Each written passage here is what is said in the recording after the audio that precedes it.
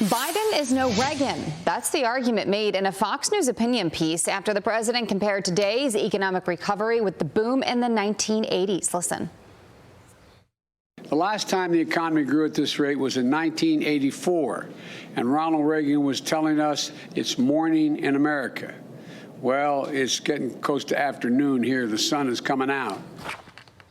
Joining us now, the author of that aforementioned op-ed, Fox News contributor Liz Peek. Liz, good to see you. Let's go ahead and pull up the numbers here for you. And if we take a look at first quarter GDP growth, you can see a difference there, as well as a difference in the June unemployment. What do you say about this? Jillian, the reason the economy is coming back has nothing to do with Joe Biden and everything to do with the vaccine that started to roll out even before he was president.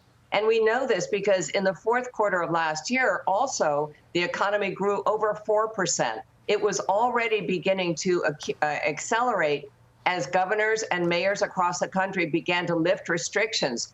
This was an economy ready to burst out. Consumers had $2.5 trillion of excess savings ready to be spent. And the minute that they were allowed to go out of their houses and begin to spend it, that's what happened. So honestly, for Joe Biden to compare himself to Ronald Reagan, who basically set off an entire decade of growth and prosperity and job gains by cutting taxes and lightening regulations on an American economy that had really been in trouble for the prior decade, is really ridiculous. And by the way, we are just beginning to see the potential problems that have come with Biden's policies. We had this $1.9 trillion enormous spending package, which included the extra unemployment benefits, the $300 a week incremental unemployment benefits that basically have slowed hiring. Yes, hiring is up. I think it should be much faster than it is. And also begun to spur inflation. We're talking inflation now well above 5% in the country. And I think those two things really can be ascribed to Biden's big rescue plan, which we did not need. And of course, people can read more in that op-ed on foxnews.com. Meantime, I want to get your opinion about this. I just find this report so interesting.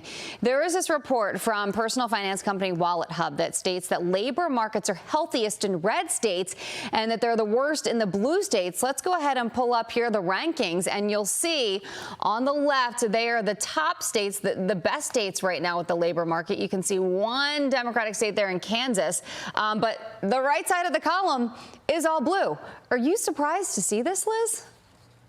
I am not, because what we saw pretty much throughout the pandemic was that Republican governors did not have such a draconian approach to shutting down their local state governments. People were still allowed to go out and earn a living. And so unemployment was lower in the red states pretty much on average throughout the pandemic than they were in the blue states. And remember, Jillian, in the $1.9 trillion rescue plan, states got a lot of money, hundreds of billions of dollars, and it was apportioned based on unemployment numbers. So basically, the blue states were rewarded because they had higher unemployment, and the red states were penalized. It was quite intentional, money basically being funneled to Democrat-run states and cities that really hadn't managed well and that had basically shut down their economies for longer and under more severe restrictions. Liz, before we go, look, let's hope we're never faced with a situation like we have been where we have to shut down the economy and businesses have to shutter. But do you think that in taking a look at something like that, on top of everything we've learned in the last year and a half, do you think that some of these blue state officials have learned a lesson? I mean, where do we go from here in some of these states? Because it just seems like things aren't changing that quickly. Jillian, I think we just heard from your prior guest about what's going on in California. It doesn't seem to matter what the evidence on the ground is. These officials have an ideological approach to governing, whether it's New York or San Francisco or Atlanta or Philadelphia. They don't seem able to understand that you need clean streets, safe streets, for businesses to come. And by the way, all the high taxes and all those things that are attendant to all these blue states, it doesn't work. And where have the population declines been? New York, California, and other blue states that are making it impossible for people to earn a living or for businesses to succeed. they haven't learned a thing yet. Yeah, so I'm not sure I the know. pandemic is going to be the magic cure. Wow, Liz Peek, thank you very much for joining us. I mean, taking a look at that My split pleasure. screen, Todd, with the you know, blue on the right side and the red. And Kansas is barely a blue state. Kansas, for all intents and purposes, is a red Right, state, but so. I mean, you know, it's the one blue in that column of all red on the left. It's just, it's Telling. fascinating. It is telling. Telling.